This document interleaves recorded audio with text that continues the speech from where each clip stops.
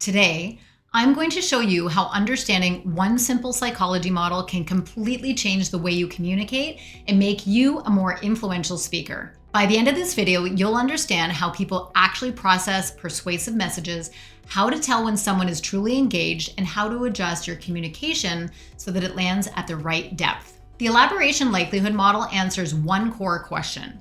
How much mental effort is someone willing to spend on your message right now? Because persuasion doesn't fail when people disagree. It fails when we communicate at the wrong depth. According to this model, people process persuasive messages using one of two routes, the central route or the peripheral route. And the mistake most people make is assuming everyone is listening the same way that they are. I'm Melissa Barlock. I'm a business owner, a communication and leadership coach, and a professor teaching a college course called Persuasive Communication and Presentations. Here's why this model matters so much. Most communication problems don't happen because people are unclear.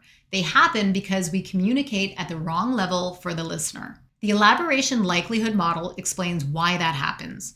According to the model, the brain takes one of two paths when it encounters a message, depending on motivation, attention, and relevance. Let's start with the first one. The central route is used when someone is motivated, focused, and personally invested in the outcome. This is when people want reasoning, they want evidence, and the opportunity to think. Psychologically, this takes effort. The brain slows down, evaluates information, and compares options. You see this all the time in business and professional settings. Imagine you're in a meeting discussing a major change such as a restructure, a new strategy, or a significant investment. People are engaged, they're asking questions, they care about the outcome. This is central route thinking. If you were to show up in these moments with vague language, oversimplifications, or surface level explanations, you lose credibility. Not because people disagree, but because they expected depth in that moment. Another example is someone deciding whether to expand, hire, or exit a partnership. This person isn't persuaded by confidence alone. They want logic, data, and clear understanding of trade-offs. Central route persuasion works when the audience is ready to invest mental energy. And when it works, the impact is lasting because the decision feels thought through, not pushed. Here's where people often get tripped up. They assume that because they care deeply about the message, everyone else does too. But attention isn't automatic and motivation isn't guaranteed, which brings us to the second route. The peripheral route is used when people are busy, they're distracted, overloaded, or emotionally primed. This is where most everyday professional communication actually happens. Think about a meeting at the end of a long day, a quick update between back-to-back calls, or a hallway conversation where decisions still get made. In these moments, people aren't looking to analyze. They're looking for cues.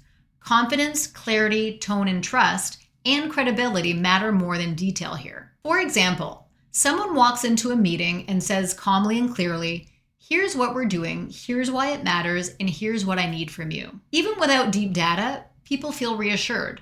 That's peripheral route persuasion. Another example is someone introducing a new initiative. If they appear uncertain, rushed, or defensive, resistance shows up.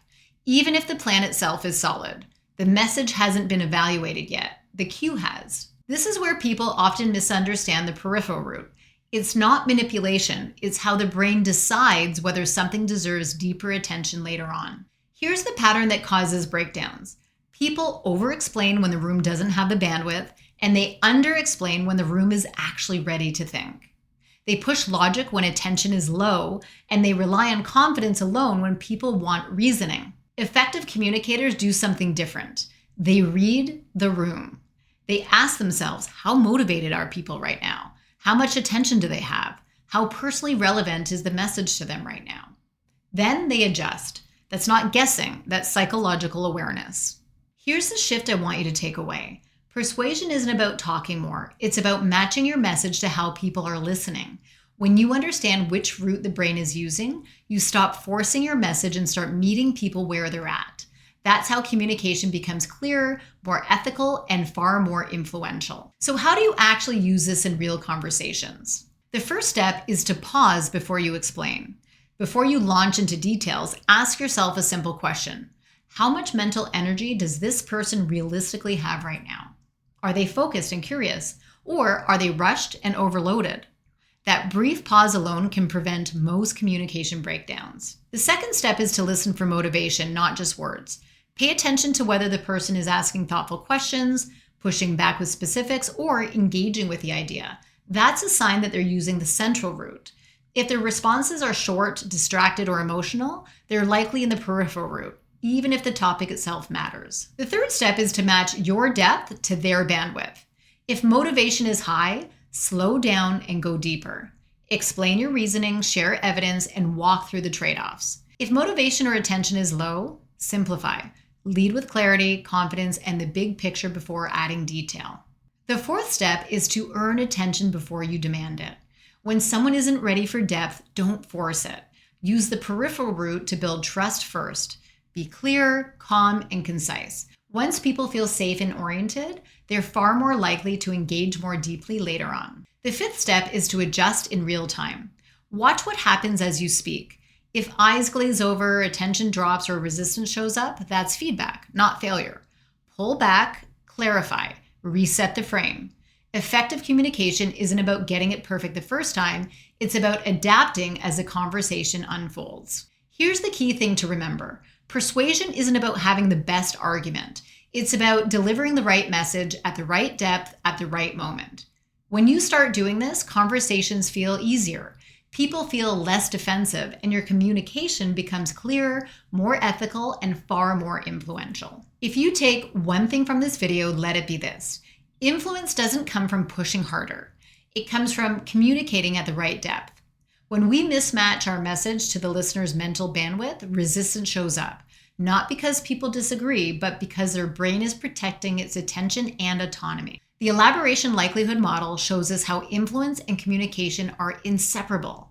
How people process your message determines whether you gain trust, create resistance, or spark real change. When you understand how people are listening, you stop forcing your message and start influencing through clarity, timing, and awareness. If this was helpful, this video is part of a full series on persuasive communication where I break down how influence actually works in professional and everyday conversations. And if this is the kind of communication and influence skill you want to keep building, make sure to like the video, subscribe, and share it with someone who wants to learn how to communicate better or who communicates for a living.